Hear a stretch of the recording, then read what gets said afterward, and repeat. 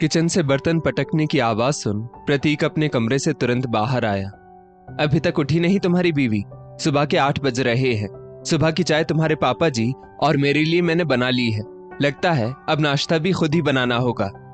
लता जी ने अपने बेटे प्रतीक से कहा। माँ, सारी रात राशि के दांतों में काफी दर्द था। बेचारी सो भी नहीं पाई।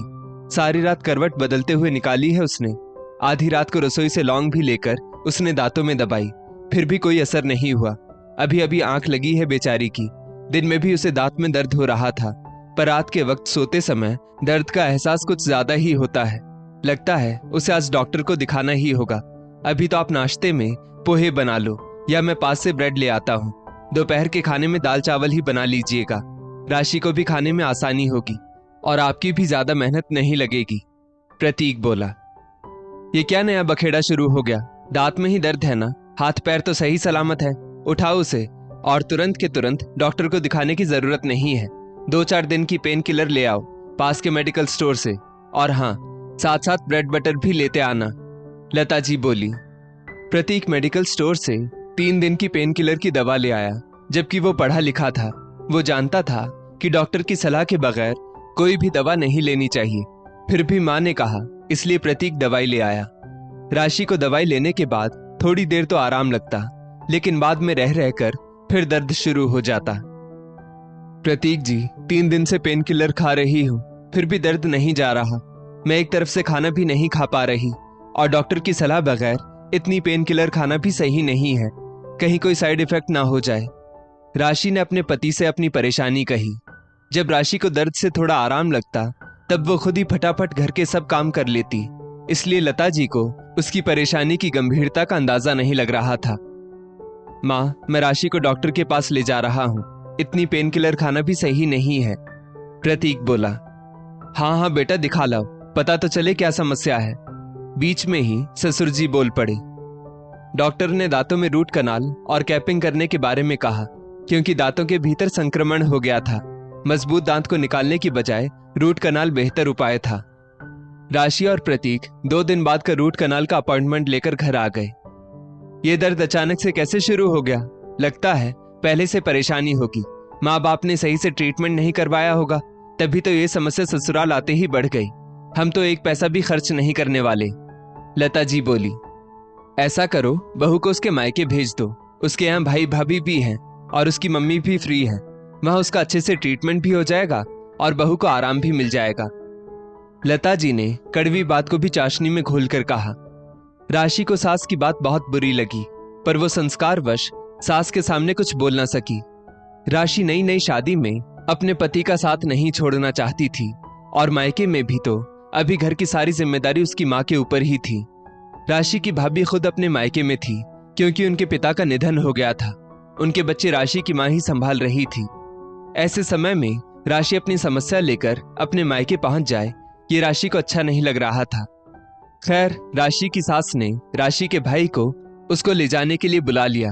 6 घंटे का सफर तय करके राशि अपने मायके पहुंचती है। वहां माँ पापा और भाई के सहयोग से राशि का ट्रीटमेंट अच्छे से हो गया। इन सब में 12,000 रुपए का खर्चा आया। राशि सोचने लगी, जब उसकी माँ इतनी सारी जिम्मेदारियों के बीच उसे संभाल सकती है, तो क्या उसकी सास उसकी देखभाल नहीं कर सकती थी?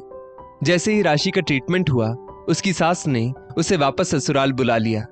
कुछ समय बाद राशि ने खुशखबरी सुनाई कि वो मां बनने वाली है। गर्भ अवस्था के 8 महीने तो लता जी ने बहू से सारा काम करवाया। 9वें महीने बहू की गोद भराई कर उन्होंने उसे उसके मायके वालों के साथ मायके भेज दिया, जबकि राशि के मायके वाले इसके लिए मानसिक रूप से पहले से तैयार भी नहीं थे। मेरी तबीयत ठीक नहीं रहती है, मैं बहू और बच्चे की देखभाल अच्छे से नहीं कर पाऊंगी, इसलिए आप उसे अपने साथ ले जाइए। जब बच्चा पकड़ने लायक हो जाएगा तभी भेजना। अच्छे से आराम करवा देना हमारी बहू का, लता जी ने राशि की मां से कहा। प्रतीक ऐसे समय में राशि के साथ रहना चाहता था, पर लता जी कुछ समझने का नाम ही नहीं ले रही थी। वो तो पैसे बचाने और बहू की सेवा से बचने उसे उसके मायके भेज रही थी, जबकि डॉक्टर ने ऐसी हालत में राशि को सफर करने से मना किया था, और अब तक का ट्रीटमेंट तो ससुराल के शहर के डॉक्टर की निगरानी में ही हो रहा था, तो कायदे से डिलीवरी ससुराल में ही होनी चाहिए थी। डरते डरते राशि की माँ उसे अपने साथ मायके ले गई। डिलीवरी की डेट 4 दिन पहले ही आ गई, पर भगवान की कृपा और डॉक्टर की समझदारी से राशि ने नॉर्मल डिलीवरी से एक प्यारे से बेटे को जन्म दिया। सब खुश थे। प्रतीक भी ऐसे समय में पत्नी के पास पहुंच चुका था। लता जी बहू को वापस बुलाने का नाम ही नहीं ले रही थी। जब बच्चा 6 महीने का हो गया, उसकी दिनचर्या थोड़ी व्यवस्थित हो गई और बहू भी स्वस्थ हो गई, काम करने लायक हो गई, तब लता जी ने बहू और अपने पोते को बुलाया। जैसे ही राशि अपने बच्चे के साथ ससुराल लौटी, उसने देखा लता जी ने खाना भी नहीं बनाया था, घर भी बिखरा पड़ा था। लग रहा था 2 दिन से कामवाली भी नहीं आई। सिंक में जूठे बर्तनों का ढेर लगा था। भाई, पूरे 7 महीने हमने घर संभाला है, अब सब कुछ तुम संभालो। पोते को सुला दो और बर्तन धोकर खाना बनाने की तैयारी शुरू करो, लता जी बोली। अब तो राशि का मन सास के प्रति घृणा से भर गया। घर, सास ससुर और बच्चे की सारी जिम्मेदारी राशि पर ही थी। लता जी ने किसी भी प्रकार का कोई सहयोग नहीं किया। थोड़ा समय बीता ही था, मुश्किल से बेटा 1 साल का हुआ होगा कि राशि का स्कूटी से एक्सीडेंट हो जाता है। वो घर का जरूरी सामान लाने के लिए स्कूटी से बाजार गई थी। उसके पैर में 1 महीने का प्लास्टर आ गया। लता जी के तो हाथ पांव फूल गए। बेटा प्रतीक, बहू और मुन्ने को उसके मायके छोड़ आओ। मैं नहीं संभाल सकती मुन्ने को, और मुझसे नहीं होगी बहू की सेवा, लता जी बोली। पर मां, राशि के पैरों में प्लास्टर है, ऐसी हालत में वो सफर कैसे कर सकती है, प्रतीक बोला। 5 घंटे का रास्ता है, कार से छोड़ाओ बहू को। गाड़ी की पिछली सीट पर पांव लंबा करके बैठ जाएगी बहू। घर भी देखो, मुन्ने को भी संभालो, बहू की भी सेवा करो। मुझसे नहीं हो पाएगा इतना सब, लता जी बोली। माँ, खाना बनाने वाली रख लेंगे, और घर के कामकाज के लिए यशोदा दीदी तो आती ही है। उनकी बेटी जो 17-18 साल की है, उसे मुन्ने को संभालने के लिए रख लेंगे। वो मुन्ने के साथ खेल लिया करेगी, और आशी का जितना ध्यान रख सकूंगा मैं रख लूंगा।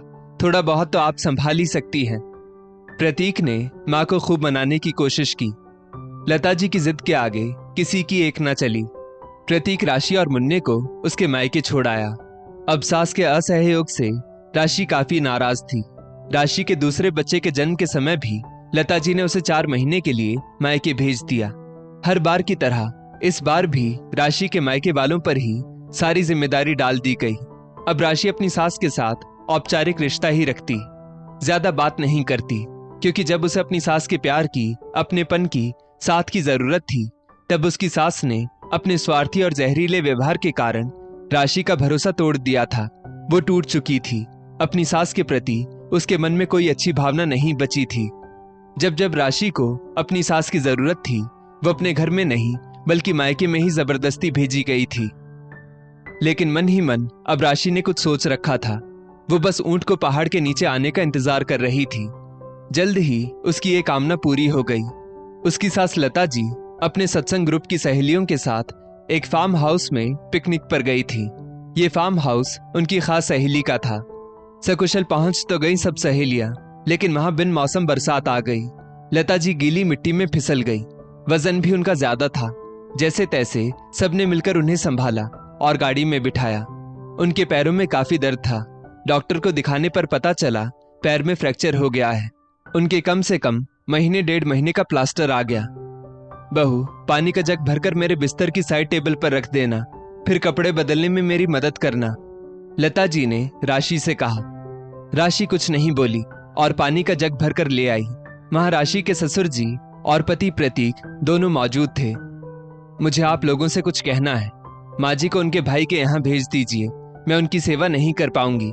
बच्चे भी छोटे हैं। मेरे लिए घर और बच्चे संभालते हुए माँ की देखभाल करना मुश्किल होगा, राशि ने कहा। ये क्या बकवास कर रही हो बहू तुम? मैं अपना घर छोड़कर भला अपने भाई के यहाँ क्यों जाऊं? क्यों अपने भाई भाभी के ऊपर बोझ बनूं? मेरी सेवा करना तुम्हारा फर्ज है। क्या तुम सब मिलकर मुझे अकेली को नहीं संभाल सकते? काम वाली भी तो आती है घर के काम करने के लिए। जरूरत पड़े तो उसी से रसोई में भी मदद ले लिया करना, या 2 महीने के लिए खाना बनाने वाली रख लो। पर यह क्या बोलने का तरीका हुआ? माँ जी को उनके भाई के यहाँ छोड़ दीजिए। ये कहते हुए तुम्हें शर्म नहीं आई? यही संस्कार दिए हैं तुम्हारे माँ बाप ने कि अपनी सास को उसी के घर से निकाल दो। लता जी गुस्से से आग बबूला हो रही थी। उन्हें विश्वास नहीं हो रहा था कि उनकी बहू उनके लिए ऐसा भी कह सकती है। माँ जी, मेरे माँ बाप ने तो मुझे ऐसे संस्कार नहीं दिए। ये संस्कार तो मैंने आपसे सीखे हैं। आप मुझसे सेवा की उम्मीद कैसे रख सकती हैं, जबकि आपने कभी मेरे लिए कुछ नहीं किया। जब जब मुझे आपके सहारे, प्यार व अपनेपन की जरूरत हुई, आपने तो मुझे मेरे मायके भेज दिया था, ये कहते हुए कि आप बहू की सेवा नहीं कर सकती। अब मेरी स्थिति भी कुछ ऐसी है कि मैं भी आपकी देखभाल करने में असमर्थ हूँ। मुझे मेरा घर, मेरे बच्चे, पति सबको संभालना है, राशि ने कहा। हाँ, ठीक ही तो कह रही है बहू। तुम ही बताओ, आज तक तुमने बहू के लिए क्या किया है? तुमने तो अपनी सास यानी मेरी माँ को भी 2 दिन के लिए अपने पास नहीं बुलाया। बेचारी छोटे भाई के पास ही हमेशा रही। हम बहू पर किसी प्रकार का कोई दबाव नहीं डाल सकते। एक ही घर में रहते हुए रिश्ते में सास होकर भी बहू को अपनापन नहीं दिया तुमने। खैर, जैसी करनी वैसी भरनी। मैं आज ही किसी अच्छे हॉस्पिटल से नर्स का इंतजाम करता हूँ जो 24 घंटे तुम्हारे साथ रह सके। लता जी के पति अखिलेश जी बोले। दोस्तों, ससुराल में सास ही होती है जो बहू को घर चलाने के लिए मार्गदर्शन देती है, पर सास को अपनी बहू का मार्गदर्शन के साथ साथ सहयोग भी करना चाहिए, नहीं तो सिर्फ कंट्रोल करने से रिश्ता बिगड़ सकता है। बहू भी घर की सदस्य है, उसे भी प्यार, अपनेपन व साथ की जरूरत होती है जो उसकी सास को उसे देना होगा। तभी बहू भी सास की दिल से सेवा करेगी, बुढ़ापे की लाठी बनेगी, सास की तकलीफ में साथ देगी। नहीं तो यही हाल होगा जो लता जी का हुआ। उनकी बहू ने आज उनके सामने असहयोग आंदोलन शुरू कर दिया था। इस स्टोरी को लेकर आपकी क्या राय है, नीचे कमेंट करके जरूर बताइएगा। और ऐसी ही और भी बेहतरीन वीडियोस के लिए हमारा पेज जरूर फॉलो करें। धन्यवाद।